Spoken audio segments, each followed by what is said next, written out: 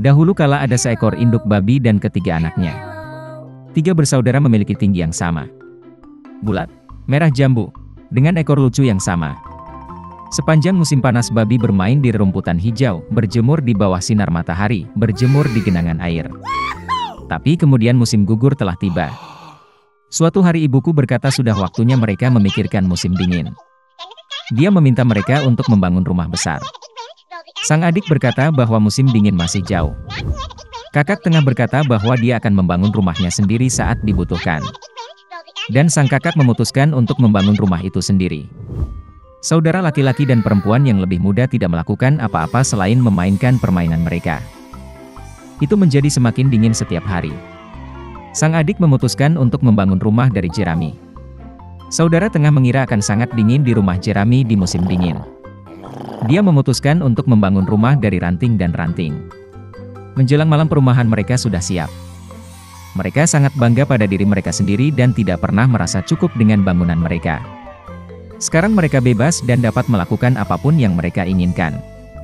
Mereka memutuskan untuk pergi ke kakak laki-laki mereka dan melihat rumah seperti apa yang telah dia bangun untuk dirinya sendiri. Kakak laki-laki sedang sibuk membangun.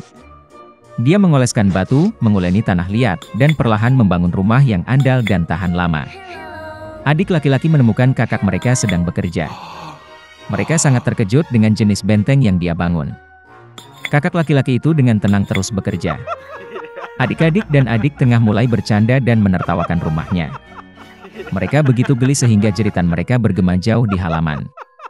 Kakak laki-laki meminta untuk diam karena serigala bisa mendengar mereka. Adik-adik laki-laki dan menengah semakin terhibur. Mereka memutuskan bahwa kakak laki-laki itu hanya seorang pengecut. Dan kedua saudara pemberani itu pergi berjalan-jalan. Dalam perjalanan, mereka bernyanyi dan menari, dan ketika mereka memasuki hutan, mereka membuat begitu banyak suara sehingga mereka membangunkan serigala yang sedang tidur di bawah pohon pinus. Serigala yang tidak puas dan lapar pergi ke tempat di mana jeritan dua babi bodoh itu datang. Saudara-saudara berjalan dengan riang dan berbicara tentang betapa mudahnya mereka menangani serigala. Dan tiba-tiba mereka melihat serigala hidup yang nyata. Dia berdiri di belakang pohon besar. Dia memiliki mata yang sangat jahat dan mulut bergigi besar. Saudara-saudara begitu ketakutan sehingga ekor mereka yang kurus gemetar dengan halus.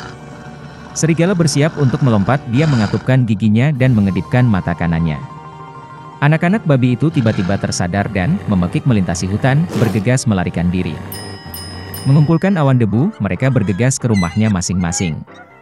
Adik laki-laki itu berlari ke gubuknya yang beratap jerami dan membanting pintu di depan serigala. Serigala menggeram dan menuntut untuk membuka pintu. Adik laki-laki, karena takut, tidak bisa mengucapkan sepatah kata pun. Kemudian serigala mulai bertiup. Atap ringan segera terbang dari gubuk jerami. Serigala itu menarik napas dalam-dalam dan meniup untuk kedua kalinya, dan rumah jerami itu terbang ke segala arah. Serigala itu senang, mematahkan giginya dan menerkam adik laki-lakinya. Tapi babi itu dengan cekatan mengelak dan lari. Dia lari ke rumah saudara tengah. Saudara-saudara berhasil mengunci diri dan saling memandang dengan cemas. Serigala itu marah dan mulai meniup. Rumah itu agak miring. Serigala itu meniup sedetik, lalu ketiga, lalu keempat kali. Tapi rumah itu masih berdiri. Serigala menarik napas dalam-dalam dan meniup untuk kelima kalinya. Rumah itu berguncang dan hancur berantakan. Hanya satu pintu yang berdiri selama beberapa waktu di tengah reruntuhan.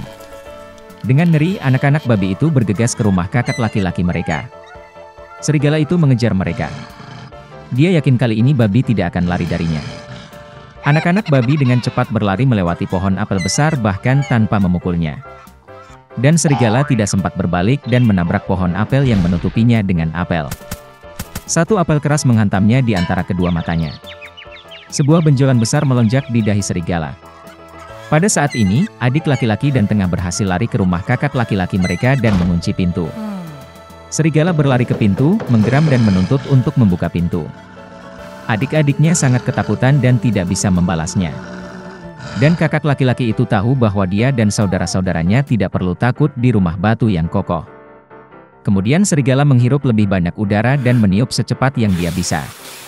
Tapi tidak peduli seberapa banyak itu meledak, tidak ada satu batu pun yang bergerak. Dan kemudian dia melihat ke atas dan melihat cerobong asap besar dan lebar di atap. Dia dengan hati-hati naik ke atap dan mulai turun dari pipa. Babi mendengar suara gemerisik. Kakak laki-laki itu segera menebak apa yang terjadi. Dia segera bergegas ke kuali, tempat air mendidih, dan membuka tutupnya. Serigala itu turun dari pipa dan langsung jatuh ke dalam kuali. Matanya membelalak ke dahinya. Serigala yang tersiram air panas terbang dengan raungan liar, dan bergegas ke hutan. Dan ketiga babi kecil itu menjaganya dan senang karena mereka dengan cerdik telah memberi pelajaran kepada perampok jahat itu. Sejak saat itu, saudara-saudara dan ibu mereka mulai hidup bersama, di bawah satu atap. Dahulu kala, seorang tukang giling memelihara seekor keledai. Selama bertahun-tahun, keledai bekerja keras dan menjadi penolong yang sangat diperlukan bagi tukang giling. Tapi tahun-tahun berlalu, dan keledai itu menjadi tua dan lemah. Dia tidak bisa lagi bekerja di penggilingan, dan pemiliknya tidak punya sarana untuk memberi makan hewan itu. Jadi setelah sedikit merenung, tukang giling membawa keledai itu ke ladang dan meninggalkannya. Keledai itu tersandung di tempat untuk waktu yang lama, tidak tahu harus berbuat apa. Tiba-tiba ia memutuskan akan pergi ke kota gemilang Bremen, untuk menjadi musisi jalanan dan mencari nafkah dengan bermain gitar. Jalan menuju kota membawa keledai ke hutan. Untuk waktu yang lama dia melewati pepohonan sampai dia bertemu dengan seekor anjing yang sedih tergeletak di rumput. Dia telah berlari jauh, dan sekarang dia kelelahan di jalan. Keledai itu menyapa anjing itu dan bertanya mengapa dia sedih. Kemudian anjing itu berkata bahwa dia dulunya adalah pemburu yang hebat, sehingga tidak ada satu mangsa pun yang bisa melarikan diri. Tapi sekarang dia sudah tua dan tidak bisa lagi mengejar permainan. Karena itu, pemilik mengusirnya. Keledai itu berpikir sejenak, lalu memberitahu anjing itu bahwa dia berencana menjadi musisi jalanan. Tiba-tiba anjing itu melompat dan menggonggong dengan gembira. Ternyata dia tahu cara menyanyi dan memainkan drum dengan baik, dan karena itu tidak keberatan menemani keledai itu dan memutuskan.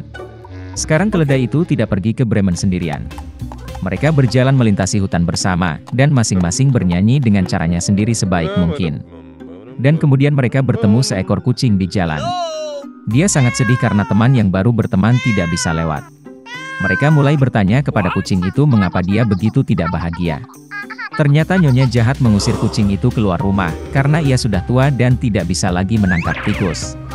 Kemudian keledai itu berunding dengan anjing itu, dan mereka memutuskan untuk membawa kucing itu ke dalam kelompok sebagai pemain biola. Maka hewan-hewan itu melanjutkan perjalanan mereka ke Bremen, sampai mereka bertemu dengan ayam jantan dalam perjalanan.